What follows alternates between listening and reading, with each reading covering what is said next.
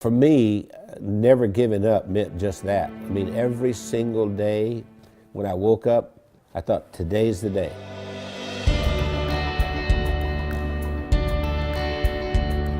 I was the second son in a sharecropper's family, and a sharecropper means that you don't own anything. I mean, you work for someone else who's the landowner. We had practically nothing. Everything was hand-me-downs from someone else. I didn't have shoes, and to this day my toes are all grown under because I didn't have shoes.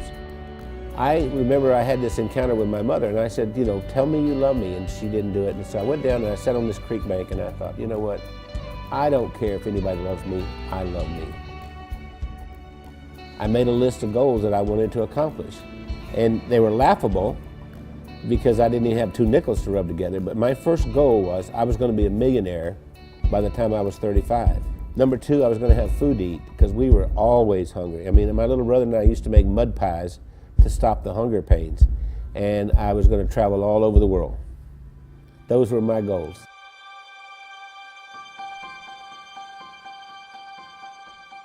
I've learned everything from working with Randy. I didn't know anything about business. I started out, before I met Randy, I was a teacher, a mathematics teacher. Well, I think we have a very good balance. Randy's really good in sales and telling the story and explaining why people need to have whatever it is that he's selling. And then he comes to me and says, Wendy, can we make it do this? And I have to get it done. We started working together, and we were together all the time doing things, and that we just, you know, couldn't be without each other. And once she got exposed to me, it was downhill from there. I mean, she could not last a day without me. That's probably true. That's what the COO does here. Does hair? She preps me. Spit on it, honey, like you used to do. I never spit. We retired a few times. Did he tell you that? We've tried retirement 3 times, but we never figured out exactly how to do it because we've worked all of our lives. We took a year and we traveled around the world. Then when the decision of the day became, where are we having breakfast? I thought, we're in trouble. If I were giving you advice and you were meeting Wendy for the first time, I would tell you, don't get your feelings hurt if she uses her phone while she's meeting with you. Hey, Kim. Hey, Chris. Okay. I'll see you in the morning. All right. Bye. Bye-bye. I kind of feel like a triage nurse at a hospital. And every week I go in and I reprioritize. No, I'm not approving that.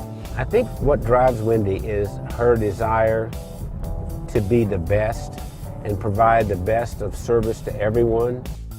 Awakened at 2:30 in the morning, and I hear this little click, click, click, click, click, click, click, click. And it's Wendy over there looking something up at 2:30 in the morning. And I'll say, why aren't you sleeping?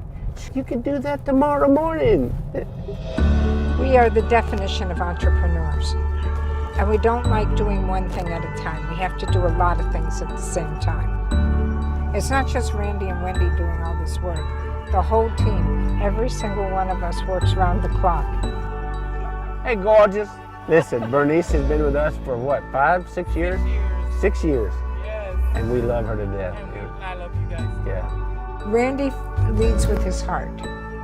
And he's the most incredible person I've ever met. He's gone through so much in his life. And I believe that Randy's, I'm gonna make me cry here. Randy has made the difference in my life. What's important is, what do I contribute in this day to make the world a better place? I know that sounds corny, but that's really what it is. My daddy used to say, we leave here with empty pockets. The other thing my dad said is that when you leave, you'll be accountable for 2 things. 1, how did you treat Mother Earth? And 2, how did you treat the people on Earth? I feel that I have found joy and that I've given joy, and I think there's a lot more joy that we can give.